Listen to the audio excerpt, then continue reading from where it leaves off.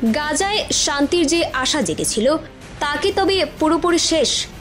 যে যুদ্ধবিরতি চুক্তি নিয়ে বিশ্বজুড়ে কিছুটা স্বস্তি ফিরেছিল, সেটি এখন শুধুই একছেঁড়া কাগজের টুকরো।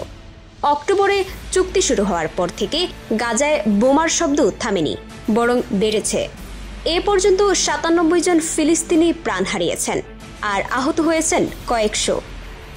শুধু ১৯ অক্টোবরের একটি দিনই ইসরায়েলি হামলায় প্রাণ গেছে ৪৪ জনের।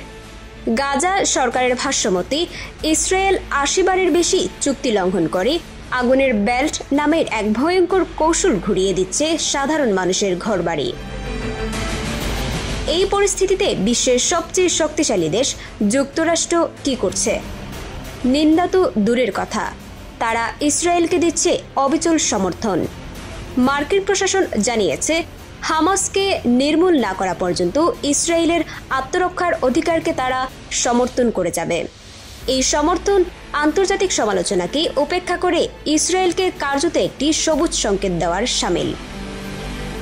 আর আরব বিশ্ব তাদের প্রতিক্রিয়া আনুষ্ঠানিক বিবৃতির মধ্যেই সীমাবদ্ধ। মিশর ও কাতারের মতো দেশগুলো কূটনৈতিক আলোচনা চালালেও ইসরায়েলি আক্রমণ থামানোর মতো কোনো কার্যকর চাপ তৈরি করতে পারেনি। সৌদি আরব বা সংযুক্ত আরব আমিরাতের মতো প্রভাবশালী দেশগুলো নিজেদের অর্থনৈতিক ও নিরাপত্তা স্বার্থের কথা ভেবে কার্যত নীরব দর্শকের ভূমিকা পালন করছে। এর ফলে যা হচ্ছে তা হলো যুদ্ধবিরতি এখন ইতিহাস। গাজা সিটি থেকে রাফা প্রতিদিন বিমান ও স্থল হামলায় হাজার হাজার পরিবার আবারও ঘরছাড়া হচ্ছে। একদিকে যুক্তরাষ্ট্রের প্রকাশ্য সমর্থন, অন্যদিকে আরব বিশ্বের নীরবতা।